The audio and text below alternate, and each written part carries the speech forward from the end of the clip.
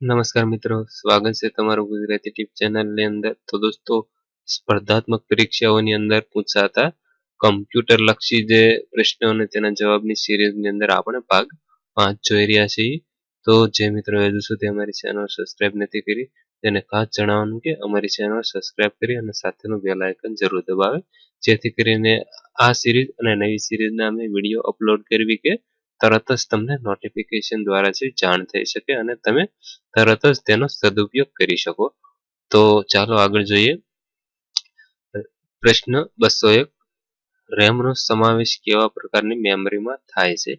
તો રેમનો સમાવેશ પ્રાઇમરી મેમરીની અંદર તેનો સમાવેશ કરવામાં આવે છે. ત્યારબાદ ઇન્ટેલ કંપની શું બનાવે છે? તો ઇન્ટેલ કંપની માઇક્રો પ્રોસેસર બનાવે છે.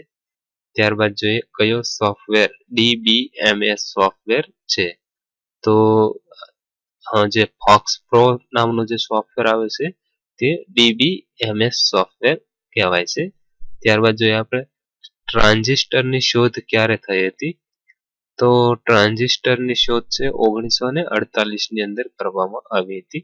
ત્યારબાદ જોઈએ આપણે 1 બાઇટ એટલે કેટલા બીટ થાય?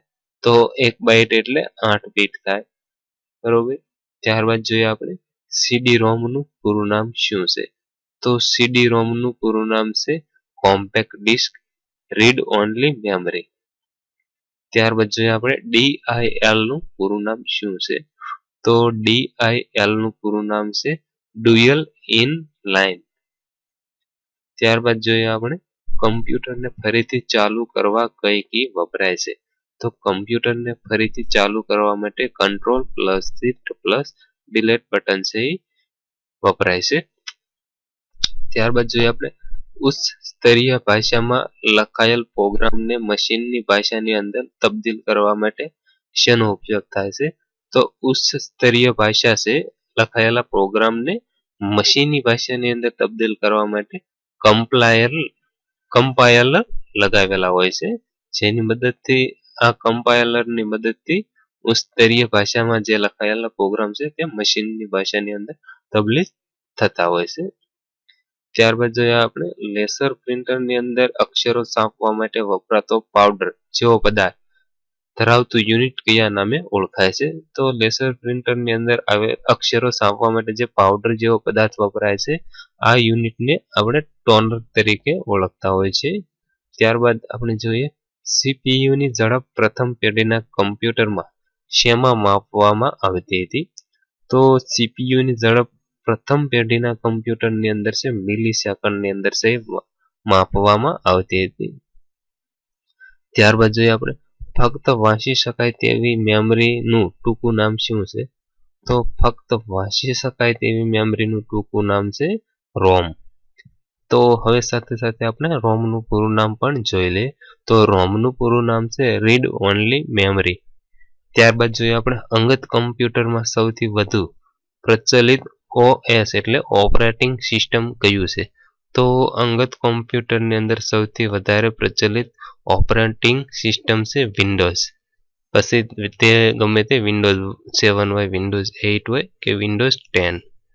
ત્યારબાદ જોઈએ આપણે નીચેનામાંથી કોણ DTP પેકેજ છે? તો એનો જવાબ આવશે પેજમેકર. તો અહીં ઓપ્શન આપેલા છે એક્સેલ, ડોસ, પેજમેકર કે વર્ડ. તો જવાબ આવશે પેજમેકર DTP પેકેજ છે. તો સાથે આપણે જોઈ લઈએ કે DTP નું પૂરું નામ શું છે? તો DTP નું પૂરું નામ છે ડેસ્કટોપ પબ્લિશિંગ. તો આ ડેસ્કટોપ પબ્લિશિંગ પેકેજ તરીકે પેજમેકર છે, બરોબર. ત્યારબાદ આપણે જોઈએ BASIC કેવા પ્રકારની ભાષા છે? એટલે બેસિક ભાષા કેવા પ્રકારની ભાષા છે? તો બેસિક ભાષા ઉચ્ચ સ્તરીય ભાષા છે. તો આપણે સાથે સાથે જોઈએ કે બેસિક જે ભાષા છે તેનું પૂરું નામ શું છે? તો બેસિક નું પૂરું નામ છે beginners all purpose symbol transaction code. ત્યારબાદ આપણે જોઈએ કે CU નું પૂરું નામ શું છે? તો CU નું પૂરું નામ છે કંટ્રોલ યુનિટ. ત્યારબાદ આપણે જોઈએ WinZip નામના ટૂલની મદદથી આપણે શું કરી શકીએ છીએ? તો તો WinZip નામના ટૂલની મદદથી આપણે એક કરતાં વધારે ફાઇલને ભેગી કરી શકીએ છીએ. ત્યારબાદ જોઈએ આપણે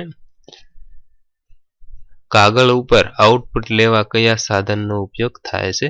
તો કાગળ પર આઉટપુટ લેવા માટે પ્રિન્ટરનો ઉપયોગ થાય છે. ત્યારબાદ જોઈએ આપણે એક્સેસરીઝના સમૂહમાં આવેલો કયો ટૂલ લગભગ સંપૂર્ણપણે માઉસ સંચાલિત છે. તો એક્સેસરીઝની જે સમૂહમાં આવેલો એટલે એક્સેસરીઝનો જે ફોલ્ડરની અંદર આવેલો જે ટૂલ પેઇન્ટ બ્રશ નામનું જે ટૂલ છે તે સંપૂર્ણપણે માઉસ સંચાલિત છે. બરોબર. ત્યારબાદ જોઈએ આપણે કમ્પ્યુટર દ્વારા નીચેના પૈકી કયું કાર્ય કરી શકાતું નથી. તો માહિતી વાંચી શકાતું નથી, વિચારી શકાતું નથી, સાંપી શકાતું નથી કે એક પણ નહીં. તો અહીં કમ્પ્યુટર દ્વારા છે વિચારી શકાતું નથી. આ કાર્ય છે આપણે કમ્પ્યુટરથી મદદથી કરી શકતા નથી. ત્યારબાદ જોઈએ આપણે ડિસ્કને ફોર્મેટ કરવાથી શું થાય છે. તો ડિસ્કને ફોર્મેટ કરવાથી તેની અંદર રહેલા સંપૂર્ણ ડેટા છે એ પૂછાઈ જાય છે. ત્યારબાદ જોઈએ આપણે ડેટાબેઝના સંદર્ભમાં દરેક હારને શું કહેવામાં આવે છે. તો જે ડેટાબેઝના સંદર્ભની અંદર જે હારો હોય છે તે દરેક હારને આપણે રેકોર્ડ કહેતા હોય છે. ત્યારબાદ આપણે જોઈએ કે કમ્પ્યુટરની બનાવટ વખતે કઈ મેમરી પ્રોગ્રામ કરવામાં આવે છે.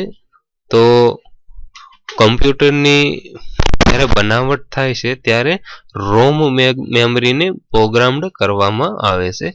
ત્યારબાદ આપણે જોઈએ કયા પ્રકારનું પ્રિન્ટર લેસર બીમ અને ઇલેક્ટ્રોગ્રાફિક આ બંને ટેકનિકનો ઉપયોગ કરે છે.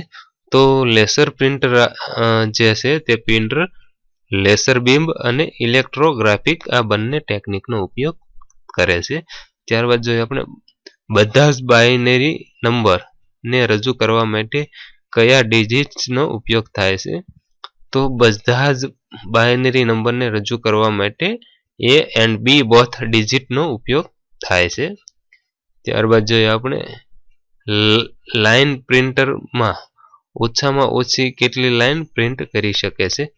તો લાઇન પ્રિન્ટરની અંદર ઓછામાં ઓછી છે 500 લાઇન છે પ્રિન્ટર કરી શકે છે. ત્યારબાદ જોઈએ આપણે કમ્પ્યુટરની ઝડપ વધારવા માટે કઈ મેમરીનો ઉપયોગ થાય છે. તો કમ્પ્યુટરની ઝડપ વધારવા માટે કેશ મેમરીનો છે ઉપયોગ થાય છે. ત્યારબાદ આપણે જોઈએ ફોલ્ડરમાં આવેલા ફોલ્ડરને કયા નામે ઓળખવામાં આવે છે. તો ફોલ્ડરની અંદર આવેલા ફોલ્ડરોને આપણે સબ ડિરેક્ટરી નામે ઓળખવામાં આવે છે. જે ફોલ્ડરની અંદર બીજું ફોલ્ડર હોય તેને સબ ડિરેક્ટરી કહેવામાં આવે છે. ત્યારબાદ આપણે જોઈએ સામાન્ય રીતે નોટપેડનો ઉપયોગ શેના માટે થાય છે. તો સામાન્ય રીતે નોટપેડનો ઉપયોગ છે નાના પ્રોગ્રામોનો લખાણ માટે થાય છે. ત્યારબાદ વિવિધ પ્રકારના આપણે લખાણો પણ લખી શકીએ છીએ. ત્યારબાદ જોઈએ આપણે ગાણિતિક પ્રક્રિયાઓ કરવા માટે ઉપયોગી પ્રોગ્રામ કયો છે. તો ગાણિતિક પ્રક્રિયાઓ કરવા માટે ઉપયોગી પ્રોગ્રામ છે MS એક્સેલ. તો MS એક્સેલ પ્રોગ્રામમાં નવી વર્ડ બુક બનાવવા માટે વપરાતો કમાન્ડ કયો છે. તો MS એક્સેલ પ્રોગ્રામની અંદર નવી વર્ડ બુક બનાવવા માટે ન્યૂ કમાન્ડનો ઉપયોગ થાય છે. ત્યારબાદ જોઈએ આપણે તો સેવ કમાન્ડનો ઉપયોગ શું છે. તો સેવ કમાન્ડનો ઉપયોગ છે વસ્તુનો સંગ્રહ કરવા માટે. તમારે કોઈ પણ પ્રકારનું વર્ડ બુક હોય તે ગમે તે ડેટા હોય તેનો સંગ્રહ કરવા માટે સેવ કમાન્ડનો ઉપયોગ કરવો પડે છે. ત્યારબાદ જોઈએ આપણે MS એક્સેલમાં ઓપન કમાન્ડની શોર્ટકટ કી કઈ છે. તો MS એક્સેલની અંદર જે ઓપન કમાન્ડની શોર્ટકટ કી છે Ctrl+O. તેની મદદથી કમાન્ડ દઈ અને તમે MS એક્સેલની અંદર કોઈ પણ ફાઇલ છે એ ઓપન કરી શકો છો. ત્યારબાદ જોઈએ આપણે MS એક્સેલ પ્રોગ્રામ શરૂ થતા વર્ડ બુકમાં ડિફોલ્ટ કેવી રીતે વર્કશીટ ઉપલબ્ધ હોય છે. તો MS એક્સેલ પ્રોગ્રામ શરૂ થતા વર્ડ બુકમાં ડિફોલ્ટ 3 વર્કશીટ છે ઉપલબ્ધ હોય છે. ત્યારબાદ જોઈએ આપણે એક કરતાં વધુ વર્કશીટના સમૂહને શું કહેવાય છે. તો MS એક્સેલની અંદર એક કરતાં વધુ વર્કશીટના સમૂહને આપણે વર્કબુક કહેતા હોય છે. ત્યારબાદ જોઈએ આપણે MS એક્સેલમાં ડેટા સંગ્રહ માટે ઉપયોગમાં લેવાતા નાનામાં નાના એકમને શું કહેવાય છે? તો MS એક્સેલની અંદર સંગ્રહ કરવા માટે ઉપયોગમાં લેવાતા નાનામાં નાના એકમને આપણે સેલ કહેતા હોય છે. ત્યારબાદ જોઈએ આપણે સક્રિય સેલ એડ્રેસને ખાલી જગ્યામાં દર્શાવવામાં આવે છે. તો સક્રિય સેલ એડ્રેસને એડ્રેસ બોક્સની અંદર છે દર્શાવવામાં આવે છે. તો ત્યારબાદ જોઈએ કઈ કી દ્વારા સેલ A1 પર જઈ શકાય છે? તો Ctrl+A દબાવવાથી સેલ A1 પર જઈ શકાય છે. ત્યારબાદ જોઈએ આપણે સક્રિય સેલની જમણી બાજુના સેલ પર જવા માટે કઈ કી વપરાય છે? તો સક્રિય સેલની જમણી બાજુના સેલ પર જવા માટે ટેબ કીનો ઉપયોગ કરી અને તમે જમણી બાજુના સેલ પર જઈ શકો છો. ત્યારબાદ જોઈએ આપણે સક્રિય સેલની ડાબી બાજુના સેલ પર જવા માટે કઈ કી વપરાય છે? તો જમણી બાજુ જવા માટે ટેબ અને ડાબી બાજુ જવા માટે Shift+ટેબનો ઉપયોગ કરવામાં આવે છે. ત્યારબાદ જોઈએ આપણે સક્રિય સેલની નીચેના જે સેલની અંદર જવા માટે કઈ કી વપરાય છે? તો સક્રિય સેલની નીચેનો સેલ છે તેના પર જવા માટે આપણે એન્ટર કીનો ઉપયોગ કરતા હોય છે. એન્ટર કી વપરાય છે. ત્યારબાદ જોઈએ આપણે સક્રિય સેલની ઉપરના સેલની અંદર જવા માટે કઈ કી વપરાય છે? તો ઉપરના સેલની અંદર જવા માટે Shift+Enter કીનો ઉપયોગ થાય છે. તો જમણી બાજુ ટેબ, ડાબી બાજુ Shift અને ટેબ, ત્યારબાદ નીચે એન્ટર અને ઉપર Shift+Enter કીનો ઉપયોગ થાય છે. ત્યારબાદ આપણે જોઈએ વર્કશીટમાં સેલની રો અને સેલની કોલમ દ્વારા બનતા સેલનું એડ્રેસ ખાલી જગ્યા હોય છે. તો વર્કશીટમાં સેલની રો અને સેલની કોલમ દ્વારા બનતા સેલનું એડ્રેસ IV 6553 હોય છે. ત્યારબાદ જોઈએ આપણે સંબંધિત સેલ સક્રિય કરવા માટે ખાલી જગ્યા કી વપરાય છે. તો સંબંધિત સેલ સક્રિય કરવા માટે F2 કી વપરાય છે. ત્યારબાદ જોઈએ આપણે સક્રિય રોના પ્રથમ સેલમાં જવા માટે કઈ કી વપરાય છે? તો સક્રિય રોના પ્રથમ સેલની અંદર જવા માટે હોમ કી છે વપરાય છે. ત્યારબાદ જોઈએ આપણે પસંદ કરેલી 7 રો અને 9 કોલમની હદ માટે એડ્રેસ બોક્સમાં શું લખાય છે? તો દાખલા તરીકે આપણે પસંદ કરેલી 7 રો અને 9 કોલમની હદ માટે એડ્રેસ બોક્સમાં લખાશે 7 રો ગુણ્યા 9 કોલમ. ત્યારબાદ જોઈએ આપણે નવા રો અથવા તો કોલમ ઉમેરવા માટે કયા મેનુનો ઉપયોગ કરવામાં આવે છે? તો નવા રો અથવા તો કોલમ ઉમેરવા માટે છે ઇન્સર્ટ મેનુનો છે ઉપયોગ કરવામાં આવે છે. ત્યારબાદ ઇન્સર્ટ કમાન્ડ આપવામાં આવે છે. તો દોસ્તો આ હતા સ્પર્ધાત્મક પરીક્ષાઓની અંદર પૂછાતા કમ્પ્યુટર લક્ષી જે પ્રશ્નો અને તેના જવાબની સિરીઝની અંદર ભાગ આપણે 5 જોયો. તો દોસ્તો આગળનો ભાગ જોવા માટે પ્લીઝ અમારી ચેનલ સબસ્ક્રાઇબ કરી અને સાથેનું બેલ આઇકન જરૂર દબાવો તથા વિડીયોને લાઈક કરો તથા વિડીયોને વધારેમાં વધારે શેર કરવા વિનંતી. આભાર. સબસ્ક્રાઇબ કરો ગુજરાતી ટીપ YouTube ચેનલ અને સાથે બેલ આઇકન દબાવી ઓકે કરો.